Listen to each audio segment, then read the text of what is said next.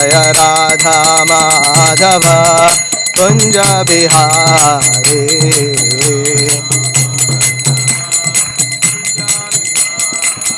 जय राधा माधव कुंज बिहारी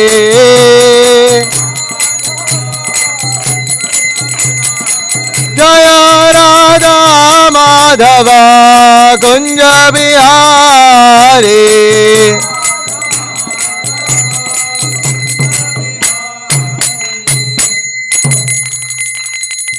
जय ओम विष्णुपाद परमहंस परिव्राजकाचार्य अष्टोत्तर शत श्री श्रीमद अभय चरणारविंद भक्ति वेदांत स्वामी श्रील प्रभुपाद की जय।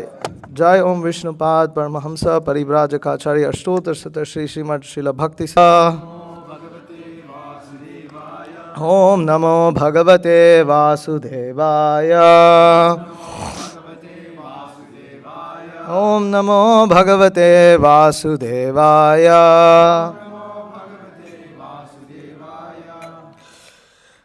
Reading from Srimad Bhagavad Gita, as it is, chapter 7, titled Knowledge of the Absolute, text 15. Please repeat. Na mam dushkritinaha mudhaha prapadyante nara adhamaha mayaya अपहृत ज्ञानाः आसुरं भावम् आश्रिताः न मां दुष्कृतिनो मूढाः प्रपद्यन्ते नराधमाः माययापहृतज्ञाना आसुरं भावमाश्रिताः न मां दुष्कृतिनो मूढाः प्रपद्यन्ते नराधमाः माययापहृतज्ञाना आसुरं भावमाश्रिताः न मां दुष्कृतिनो मूढाः प्रपद्यन्ते नराधमाः माययापहृतज्ञाना आसुरं भावमाश्रिताः। Please speak.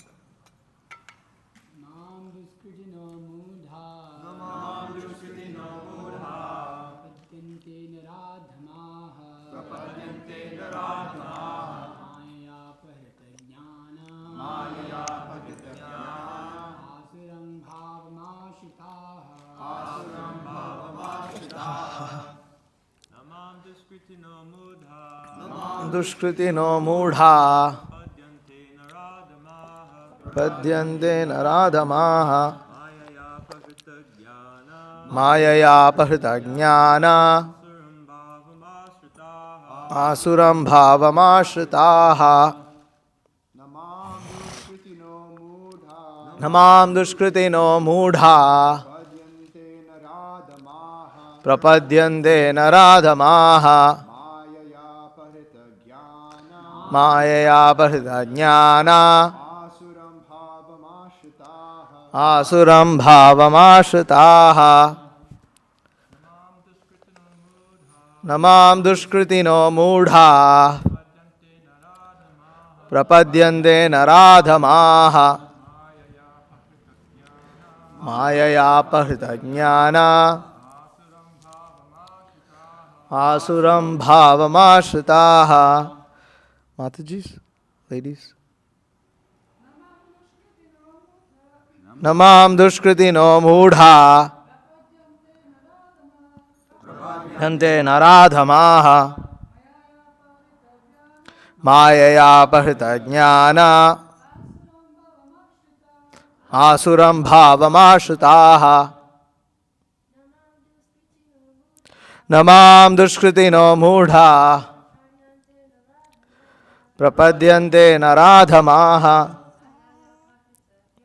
mayaya pahrita jnana asuram bhavamashritaha mam dushkritino mudha prapadyante naradhamaha mayaya pahrita jnana asuram bhavamashritaha. Word to word meanings. Na, not. Mam, unto me. Dushkritinaha, miscreants. Mudhaha, foolish. Prapadyante, surrender. Naradhamaha, lowest among mankind. Mayaya, by the illusory energy. Apahrita, stolen. Jnanaha, whose knowledge. Asuram, demonic. Bhavam, nature. Ashritaha, accepting. Translation, purport by His Divine Grace A.C. Bhaktivedanta Swami Srila Prabhupada. Those miscreants who are grossly foolish, who are lowest among mankind, whose knowledge is stolen by illusion, and who partake of the atheistic nature of demons, do not surrender unto me.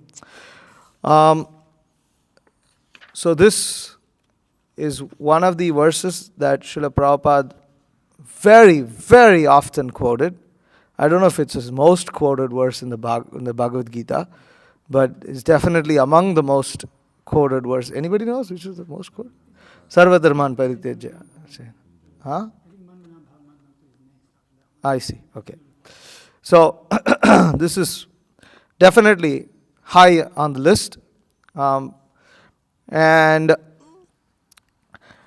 is one of the heavier verses in the Bhagavad Gita.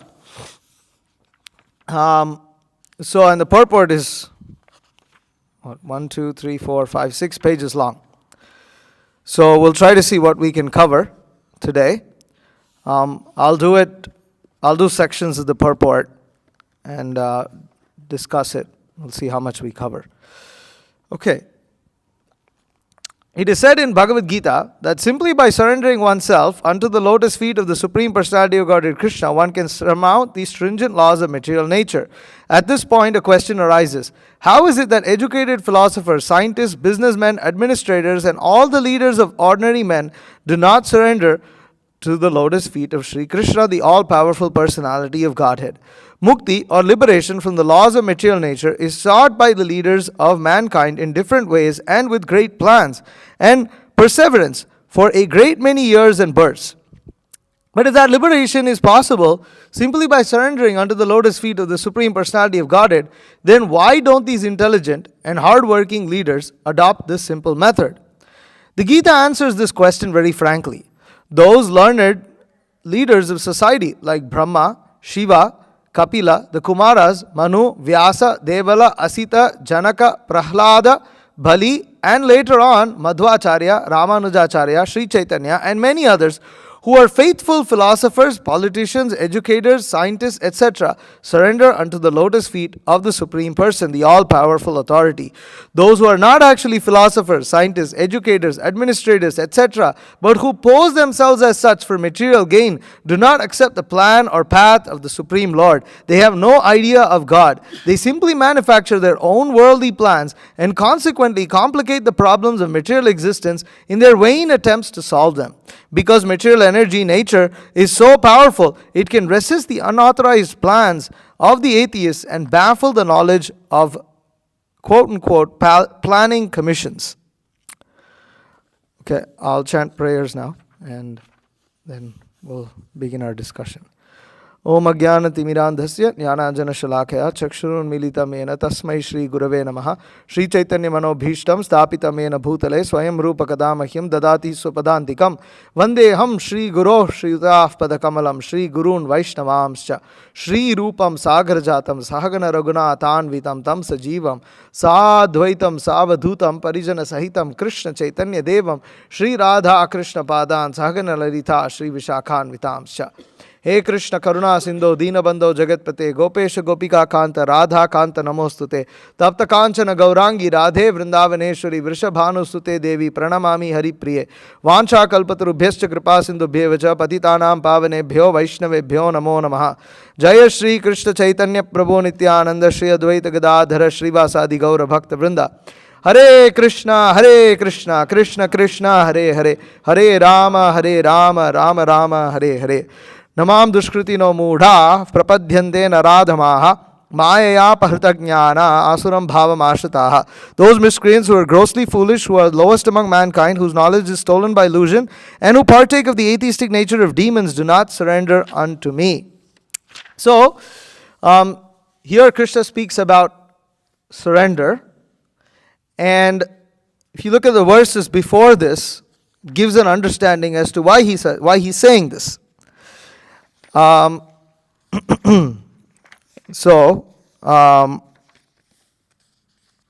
see. Okay.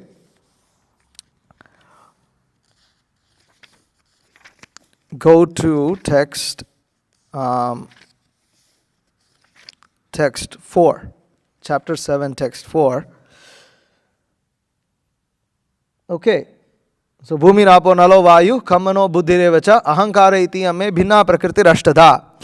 Earth, water, fire, air, ether, mind, intelligence, and false ego, all together, these 8 constitute my separated material energies. So, this is Krishna in one verse describing the whole material world.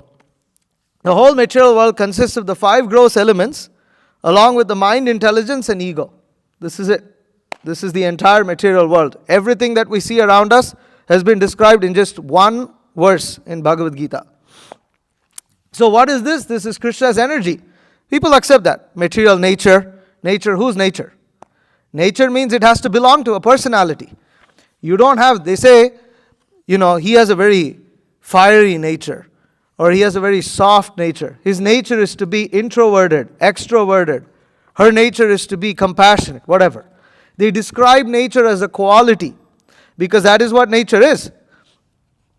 Nature belongs to a particular person. So Krishna describes here, this material nature that we see around us is my 8, it's just my separated energies. These 8 things constitute my separated energies.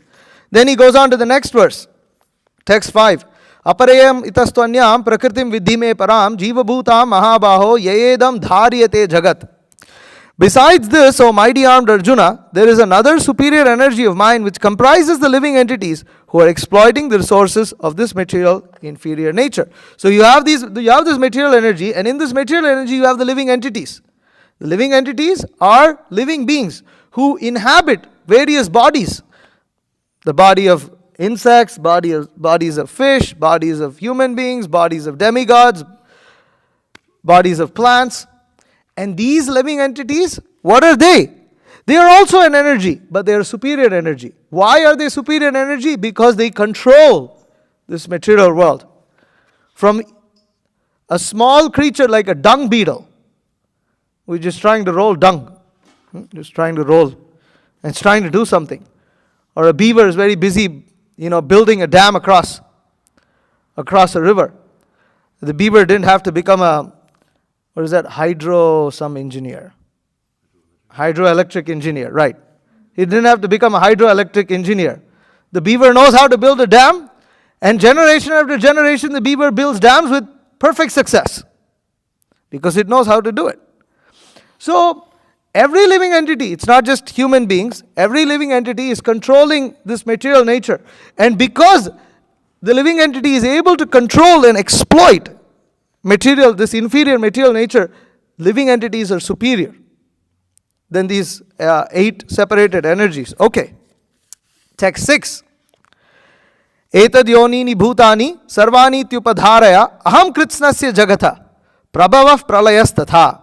All created beings have their source in these two natures of all that is material and all that is spiritual in this world. Know for certain that I am both the origin and the dissolution. So Krishna is explaining himself as the third personality. He is the person who is the origin of these two energies, one of the living beings and two of material nature. So now basically Krishna is described, and in the beginning of this chapter, Krishna says in text 2, Jnanam teham sa vijnanam idam vakshyame sheshatah yajñatva neha bhuyonyaj jñatavyam avashishyate. I shall now declare unto you in full this knowledge, both phenomenal and numinous. This being known, nothing further shall remain for you to know. So Krishna has now described practically everything in this world. He's described material nature, he has described the living entities, and he has described the source of everything as him. Now, in text 14, Krishna describes, he says, Daivi yesha gunamai mama maya duratyaya Mameve prapadyante maya metam tarantite. This divine energy of mine, consisting of the three modes of material nature, is difficult to overcome, but those who have surrendered unto me can easily cross beyond it. So, Krishna has described himself as the origin of both, and he says that the living entities, they don't know him as the origin, they don't understand their source, they don't understand that while they are trying to exploit this material nature, they actually find it difficult. It's difficult. That actually in the beginning of this purport, Srila Prabhupada writes, Mukti or liberation from the laws of material nature is sought by the leaders of mankind in different ways and with great plans and perseverance for a great many years and births. That means everybody is trying to control material nature. They're trying to control material nature. And why are they trying to control material nature? To become free from the limitations that it offers. You try to become free from the limitations. There are limitations that material nature offers. There's heat. It's too cold. Or there's something. There's always some. Okay, I can't. If I have to walk, how far can I walk? So then I invent something. I invent some kind of conveyance. Method of conveyance for me to be able to move from one place to another. And in this way, every living entity is trying to overcome material nature. And Prabhupada makes the point here, it's a very important point, we have to soberly consider this, that Prabhupada is saying that it's sought by leaders of mankind in different ways with great plans and perseverance. That it's the leaders of mankind who figure out or come up with ways as to how we can overcome this. Okay, that includes political systems. Why do we need political systems? Why do we need different systems of governance? People keep coming up with new systems of governance. Because when there's a free for all, then there's chaos. There's chaos. There needs to be some kind of order. So these are all solutions. Who comes up with these kind of political systems? Think tanks, or great philosophers, great thinkers, they come up with this. Or if one were to take an example of scientists are coming up with different solutions for creating whatever, things that are comfortable for us, and the great mass of people follow. And you see this century after century, millennia after millennia. Great leaders are trying to exploit material nature. But Krishna explains that this divine energy of his is very difficult to overcome. Why is it difficult to overcome? Because we're not its controllers. We're not the origin of it. It's not because material nature, although we are superior to material nature, just for instance, to give an example, material nature is inferior, we are superior. And we are meant to control material nature. But at the same time, we cannot control all of material nature. For instance, we can't control the neighbor's house. Why? Because it doesn't belong to us. It's not within our jurisdiction, even though technically we are superior in nature to the house. We are more valuable than the house.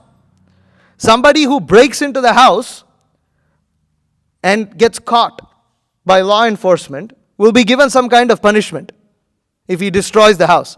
But at the same time, if he cuts off the limb of a person, he gets more punished. So why? Because a person is more important than dull matter. This is how society should function, right? Unfortunately, human beings don't recognize other living entities as also important. To recognize other living creatures as more important than dull matter. They don't consider that. They think, what is the chicken, cow, and all these goats are all meant for us to eat. Whereas somehow or the other, recently also in the news, as the governor of South Dakota published some memoir where she shot and killed her dog. And that became such a big news. It's like such a big thing. Oh, she's not qualified, she's horrible, because she killed a dog. All the while the commentators have no problem eating anything and everything while writing these very articles. They don't think that there's a problem that they're calling the governor of South Dakota. She's not qualified to be a leader. She's not qualified. But before that, first of all, you while saying this are eating chickens and cows and all these things. You have absolutely no problem. You don't think there's anything wrong with that. She was also eating that, and that also you don't have a problem with. But now suddenly she shot and killed her dog. Whatever she says, she has a reason. Not getting into that detail. But the point is, if you think that killing a dog is immoral, then killing a cow also is immoral. But this skewed up system, when people have this skewed up system, and this is the kind of people that Krishna is talking about in the verse that we are speaking today, in text 15, those miscreants who are grossly foolish, who are lowest among mankind, whose knowledge is stolen by illusion, and who partake of the atheistic nature of demons, do not surrender unto me. Krishna is speaking about people, 15.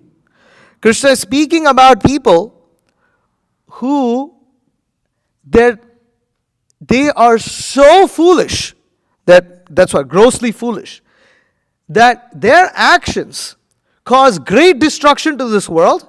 And not only do they cause great destruction to this world, they and whoever is associated with them will never surrender unto the Supreme Personality of Godhead. They will never take shelter of Him.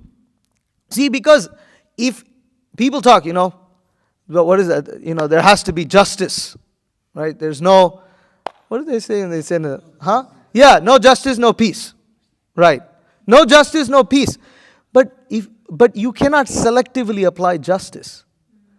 And because they are selectively applying justice in every single day of their life, every single meal of their life is selectively applying justice, you cannot expect justice to exist in the world. Why? Because the same misconceptions permeate into other aspects of life. It permeates. You cannot prevent it. Because there is the misconception. You are covered. You are viewing the world with a colored lens. And right now you are focused on something.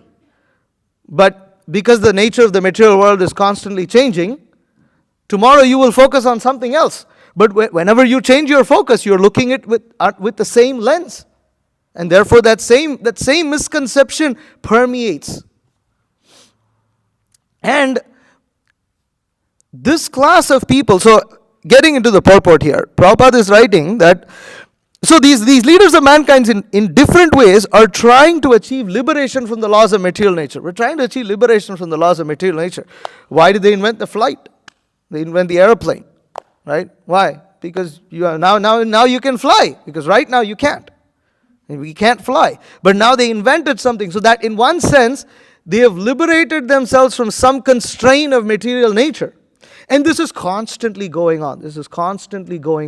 But what they end up realizing is that they end up getting caught and becoming restricted by some other aspect of material nature that they never realized. You know what was one of the main advertisements for automobile vehicles like cars when cars were being introduced into society? What was one of the biggest slogans? So what were they using before cars? Horse cars. Yeah, horse cars. And what was the problem with horse cars? Yeah. You had poop everywhere. You had horse poop everywhere. The whole city stank. And it was really, really dirty. So what are cars? They're clean. Cars are clean. This is clean. Look, this is so clean. Look, the thing runs and it doesn't poop. How wonderful. It just emits a little smoke. Who cares? That's great. That's clean. What are they advertising electrical vehicles right now? Clean. It's the same misconception. Tomorrow they'll find out that with the electrical vehicles they created another problem. This is going on and on and on and on. And therefore Krishna calls these people grossly foolish. Because literally what was said 100 years ago is being said exactly again, and people are buying it. And who is propounding all these things? The great leaders of mankind. These great leaders are propounding this. And because they think, Prabhupada is asking the question, but if that liberation is possible, so they're seeking liberation. But here Krishna is saying, if you surrender unto me, you will become liberated. So Prabhupada is asking the question, if that is liberation is possible by simply surrendering unto the lotus feet of Krishna, why do these foolish people not do it? Prabhupada writes, the Gita answers this question very frankly. He says, those who are faithful, and Prabhupada gives a list of leaders of society, Brahma, Shiva, Kapila, Kumara, and then he goes on, Madhvacharya, Ramanuja, Chaitanya, who are faithful philosophers, politicians, educators, and scientists, etc., surrender unto the lotus feet of the Supreme Person, the all-powerful authority. Those who are not actually philosophers, scientists, educators, but who pose themselves as such for material gain, do not accept the plan or path of the Supreme Lord. They have no idea of God. They simply manufacture their own worldly ways and consequently complicate the problems of material existence in their vain attempts to solve them. So, the grossly foolish people, they do not accept God, or they don't have a clear conception of God. Because they don't have a clear conception of God, or here, as he said, they have no idea of God because they don't have. They don't understand. They don't accept that third personality. Krishna is saying, okay, you have the 8 separated material energies, and then you have the living entities, and then you have me, who am the origin and the controller of both. But they don't accept that.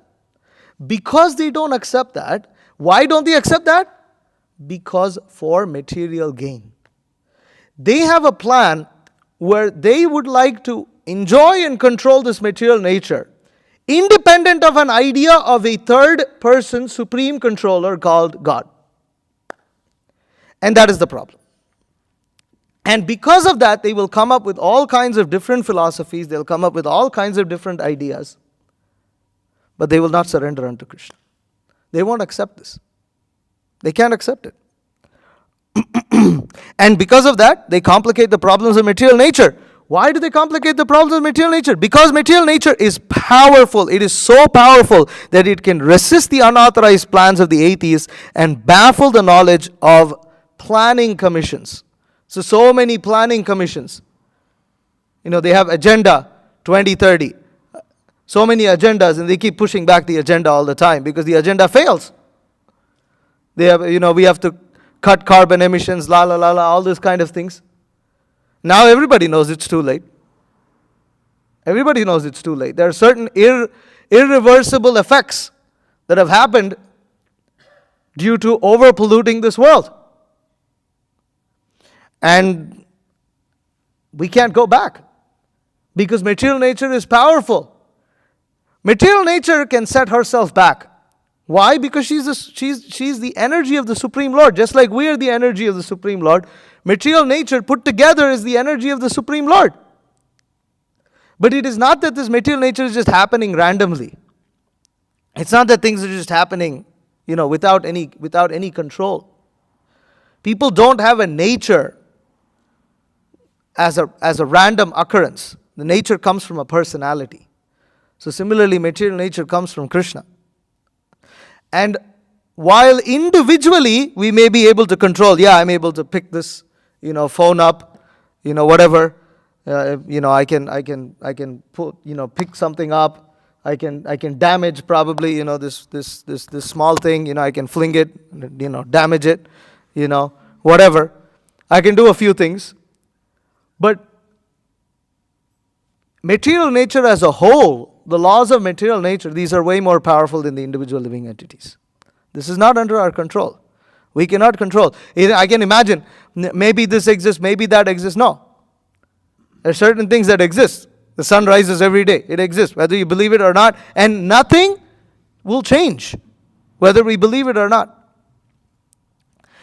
And so, but the grossly foolish, they will always come up with different ideas. There's another idea that they recently came up, that what they're going to send some kind of nanoparticles up in the air and it's going to block the sun. So they're thinking, okay, we can't stop the earth from warming, but maybe if we stop the sunlight from coming, then maybe that'll solve the problem. So send something up and block the sky.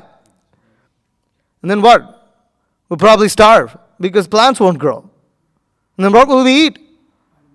Anyways, they don't think about these things. And even if they think that they have a solution, but they don't.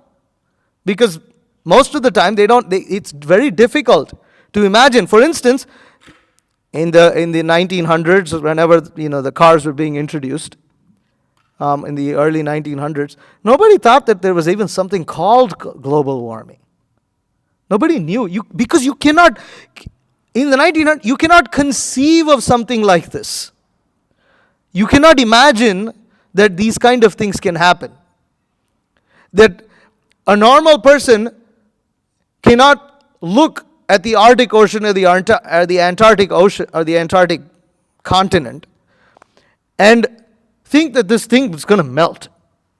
It looks like it practically seems, how is this possible? It's not going to melt. It's freezing, but it's melting. How can you conceive? Because material nature is overall overcome. And why is she so powerful? Because she can overcome, she can resist the plans of the atheists and baffle the knowledge. But in spite of being baffled, these grossly foolish people will never humble up. They will never humble. They will never admit their mistake. They will say, no, now we've got another plan. Now we got another idea. Okay. Continuing the purport, the atheistic plan makers are described herein by the word dushkritinaha, or miscreants. Kriti means one who has performed meritorious work. The atheistic plan maker is sometimes very intelligent and meritorious also. But because any gigantic plan, good or bad, must take intelligence to execute. But because the atheist's brain is improperly utilized in opposing the plan of the Supreme Lord, the atheistic plan maker is called Dushkriti, which indicates that his intelligence and efforts are misdirected.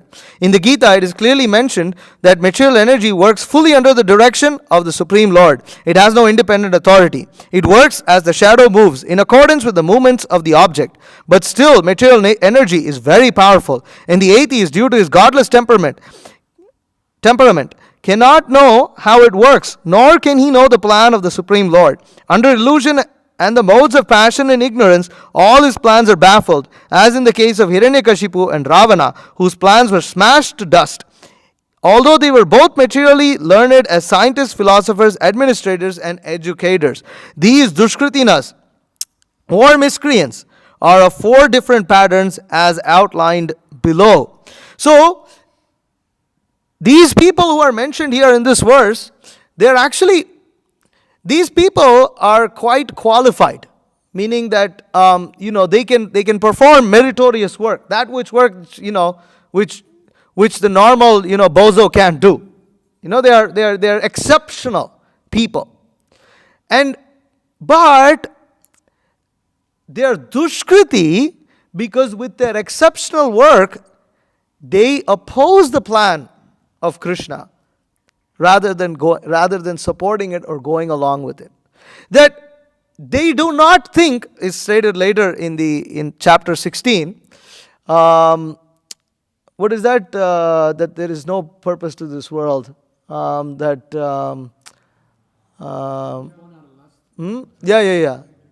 Huh?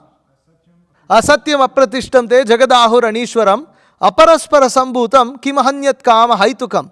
That these atheists, what they say, asatyam apratishtam te. There is no truth in this world.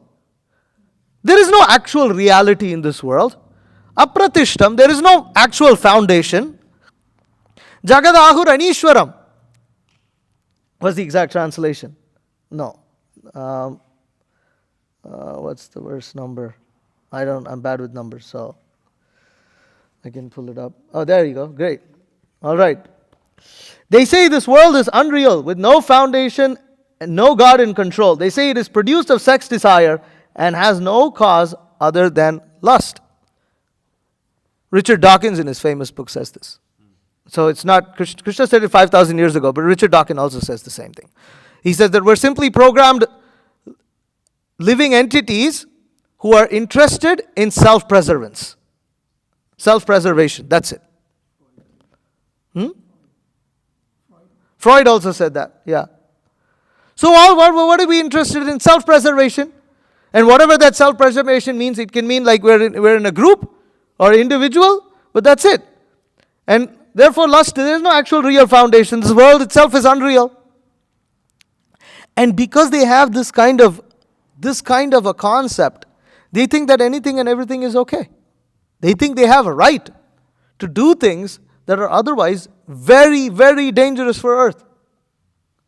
Why do the greatest brains come together and manufacture a weapon that can instantly melt people, literally melt everyone to death, and everything to just practically liquid?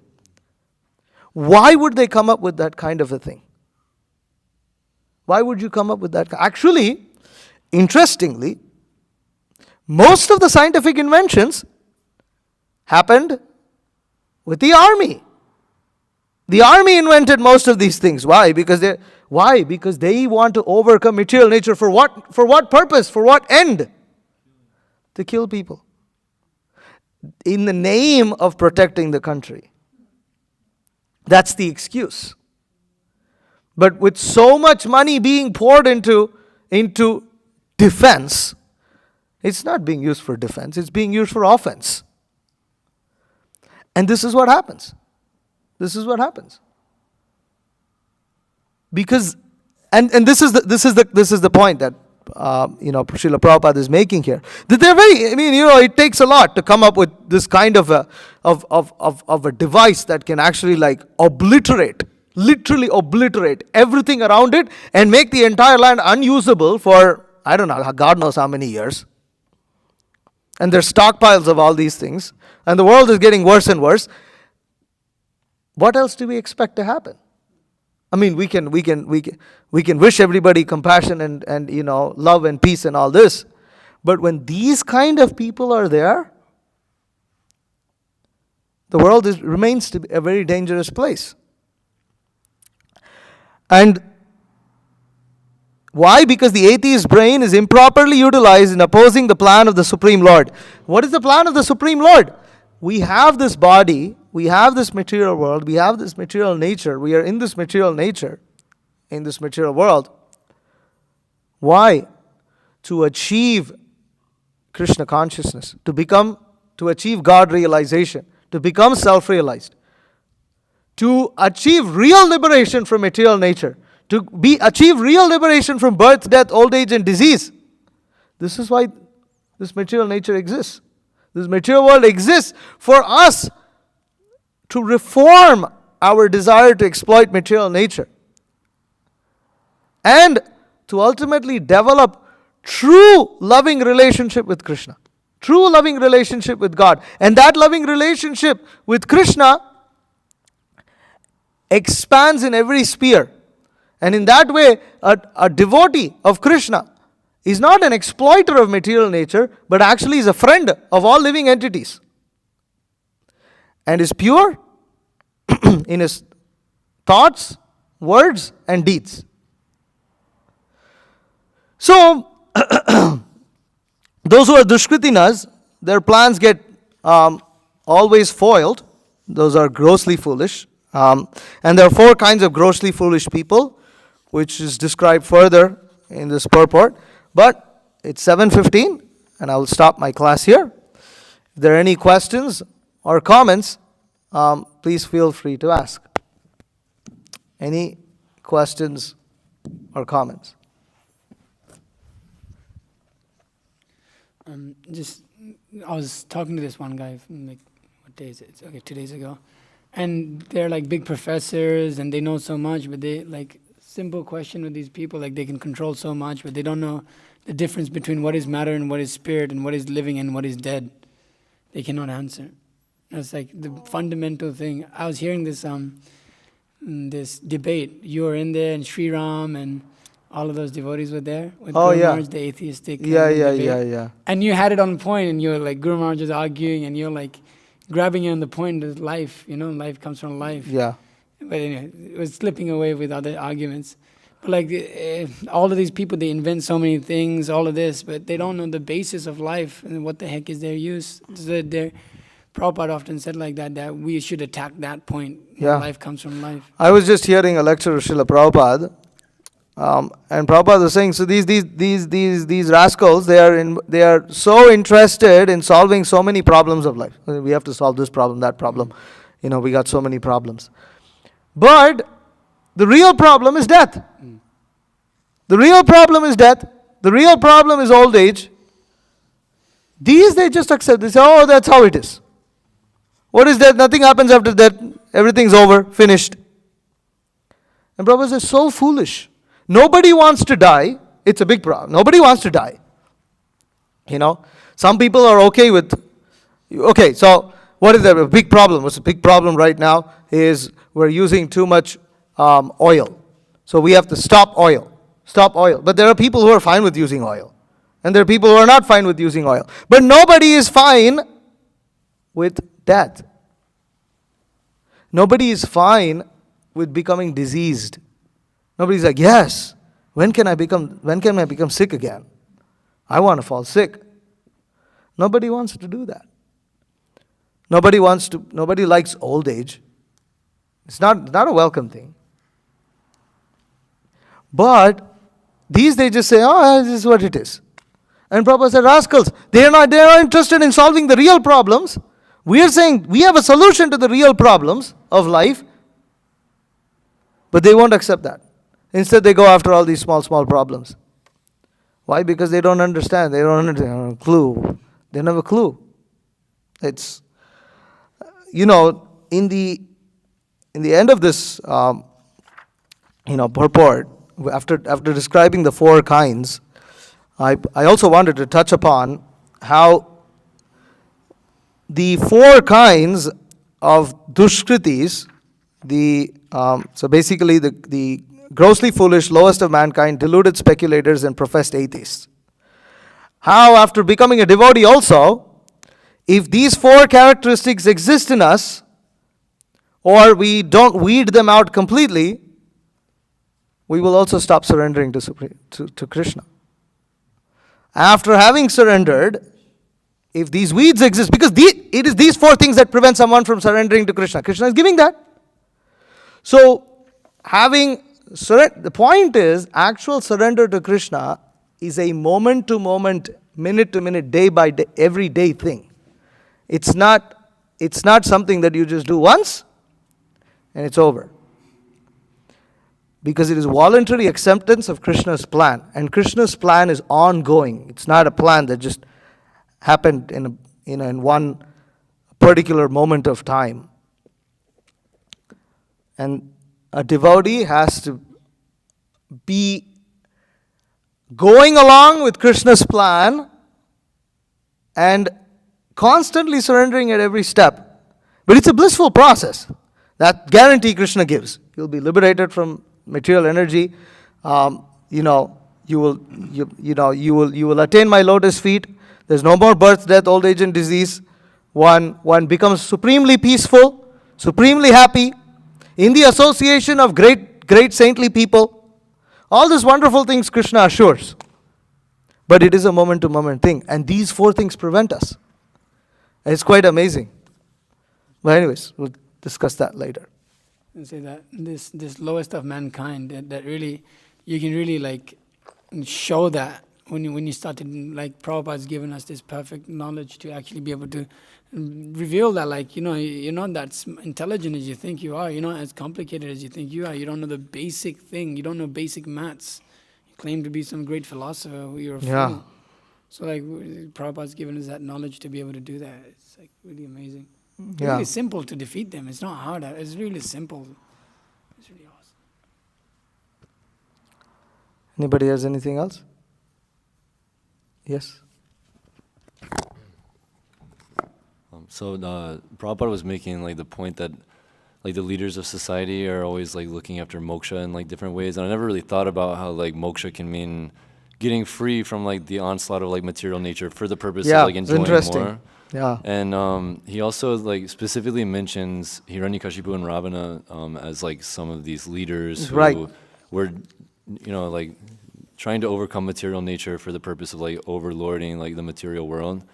And they did it like the Vedic way, and like both of them are instances of somebody who was worshiping like a specific demigod for the sake of doing this.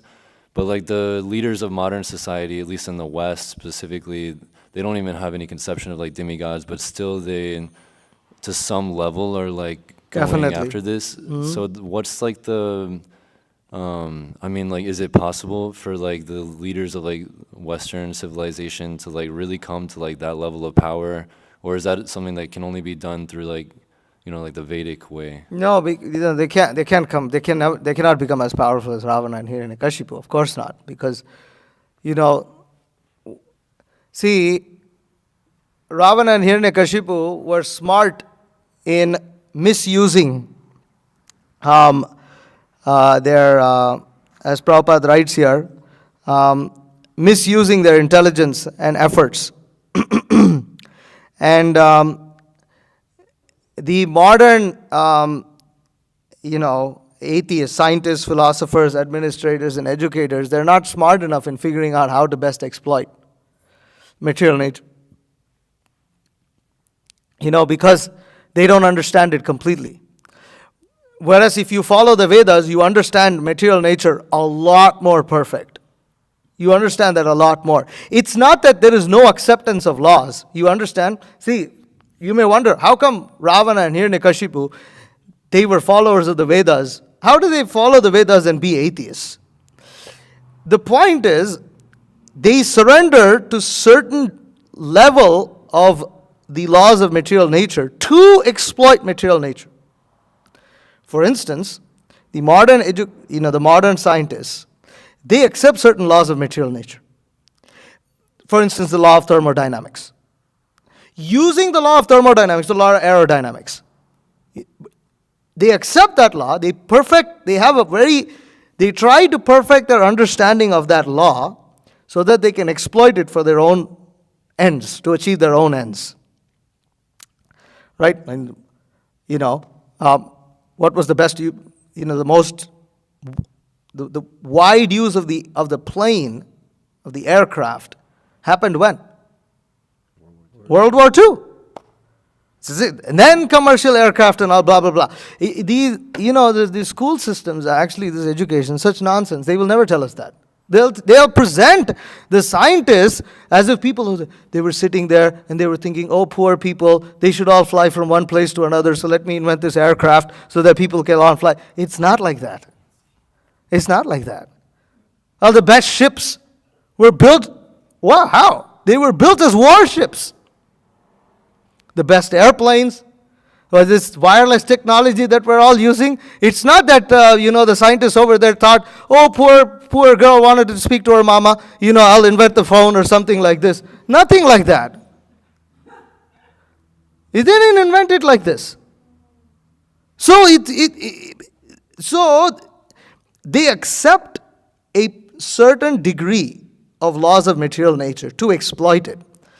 Ravana and Hiranyakashipu were intelligent enough to completely be expert in the Vedas so that they understood all the subtle and gross levels of material nature's workings so that they can exploit it. And just like modern material scientists, they also exploit it, but they exploit it to a lesser degree because they don't have much understanding of the subtle workings of nature. For instance, they don't understand the power of mantras. Ravana understood the power of mantras. Hiranyakashipu understood the power of mantras. But they used mantras to exploit other people and bring them under their control, which you can. There are things like this. Through mantras, you can control objects, you can control people, you can do all kinds of things. Material scientists don't have any conception of that. Why? Because they're very foolish, actually. Therefore, their level of control is limited. I think it's interesting to see that even in the Western world, some of like the biggest demons that we can like think of, and specifically what comes to mind is Hitler. He like borrowed a lot of ideas from like the Vedic, from the Vedas for like his war machines and like even his philosophical approach to things. Yeah. And even, I don't know if you've heard of CERN, but it's like, there's like a lot of like conspiracy into that, and they have this big like Shiva, like Nataraj, like statue on their complex, and people have a lot of like I didn't know that. conspiracies about this. My question is like, with like the spread of Vedic culture like throughout the world, even like through the means of like distributing Prabhupada's books and like the Sankirtan movement and everything, do you think there's a danger of exposing like the demons to like the Vedic knowledge, the Vedic culture, because it can empower them to become even bigger demons? Not directly through Srila Prabhupada's books, because Srila Prabhupada's books present spiritual knowledge, and because why? What are we distributing? Dharma projita kaitavarto paramo nirmatsaranam satam. That we are distributing the Srimad Bhagavatam, which has rejected all kinds of cheating religion. So that's Srila Prabhupada's books. Now, of course, just like in the Krishna conscious movement, we establish things, devotees come, so then there's a community. Once there's a community, there's a little money. Once there's a little money and there's people, there's something to control. Then corrupt people come in, they see an opportunity. This is how, institutions, organizations, things like this happen. So, in that sense, there will always be, irrespective of whatever you do, whatever you do in this world, there are always people who are looking to exploit. That will be there. But just because somebody's going to exploit, doesn't mean that you don't do good. So you try to do as much as you can so that, maximum benefit is offered. And there will always be sincere people. And we have faith in Krishna. What is it with Krishna? That because material energy, nature is so powerful, it can resist the unauthorized plans of the atheists and baffle the knowledge of the planning commissions. So ultimately, these people who are coming with ulterior motives, even to an apparently noble cause, will eventually be baffled by material nature. What is the proof? That's what's happened all these centuries and years. So, that's always going to be there, because this material world is a place where people are reforming or supposed to reform their desires to exploit material nature. And some people will begin the process but won't go all the way and get diverted. And that's going to be there. But when there are powerful spiritual personalities, they can withstand this. And these powerful spiritual personalities are placed by Krishna's arrangement. They're always there to show the proper knowledge, preserve the true line of disciplic succession and knowledge coming from there. So Okay, anything from the women? Yes, Mataji.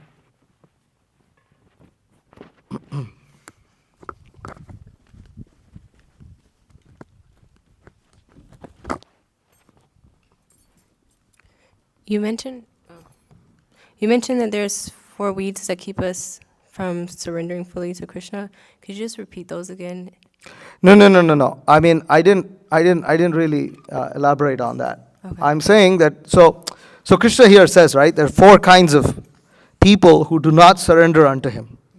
They are the grossly foolish, the lowest of mankind, those whose knowledge is stolen. Prabhupada writes here in the end of the purport, deluded speculators, and for the professed atheists. So all of these 4 kinds of people have particular characteristics. And, we are coming to the process of surrendering to Krishna. We previously did not surrender.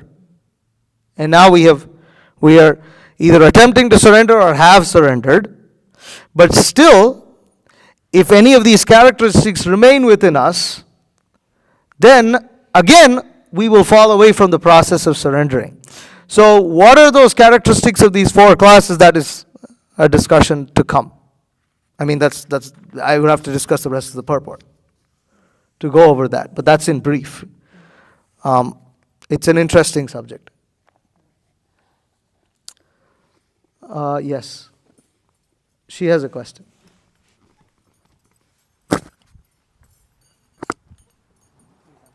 Thank you. When you say whose knowledge is stolen by illusion, what does that mean? Okay. That's one of the categories that we didn't discuss. But basically, so Srila Prabhupada writes that they are mostly very learned fellows, great philosophers, poets, literate. Can somebody go there? I'm thinking how to pronounce this. It's category number 3.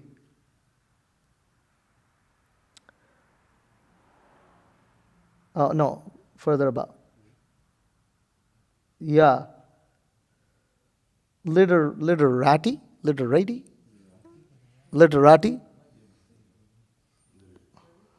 Sure, it might be actually something. Anyways, seems the literati, scientists, etc. But the illusory energy misguides them, and therefore they disobey the Supreme Lord. So they're very learned people. It's actually a word, right? Well-educated people who are actually interested in literature. So these are not, they like to analyze, they like to think, they like to, they're like, all these people, philosophers, poets, literati, scientists, etc. They're people who like to discuss things. They like to talk. They like to go into a subject matter, analyze it. Poets like to analyze all kinds of things, right? And same thing, philosophers, scientists, they all like to analyze things. But in spite of their analytical nature, they fail to recognize that there is a supreme person in control, and that, the purpose of this life is ultimately to follow that supreme person's plan and to ultimately surrender unto him. They don't get this point, and they don't arrive at this conclusion. They arrive at all kinds of conclusions. They arrive at a conclusion that the whole world came out of a big bang. There was a big blast, and that's how everybody came. Okay. This is the kind of conclusion that, even though they're very intelligent, to come up with some things like this. Well, for instance, one big brain that we can think of is Albert Einstein. Yes. Yeah. And Albert Einstein read the Bhagavad Gita, by the way, but he still didn't accept God. In fact, he said, I think Maharaj just said that, I think, in a lecture recently, but he said that if there's a God that plays a flute, or dance, that's a different philosopher. Okay. So he said, if there's a God I'll believe in a God that can dance or something like this. Or play dice, something like this. Yeah. No, he was joking. Yeah. But the point is, he didn't believe in the existence of God. Yeah. And this is some of the biggest brains, but for another person, it's very simple to understand. Yes, there has to be a creator. It all didn't come out of some randomness. There's definitely a plan here. Yeah, but he didn't understand that. So that's how his knowledge is stolen by illusion. Yes, yes, yes, yes. So anyways, we'll discuss more of that.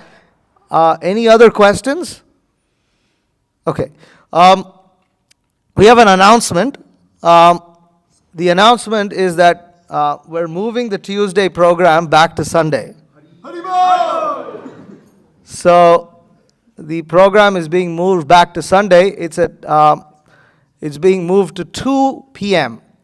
2 p.m. to 4 p.m. or approximately 4. But the program is now being moved from 2 p.m. to 4 p.m. Today is the last Tuesday program. From the next program is actually coming Sunday, and from then on it will stay on Sundays, and that Sunday, or this upcoming Sunday, we'll continue to discuss the rest of this purport. So, okay, I think we'll end there. Thank you very much for coming. Hare Krishna. Hare Krishna.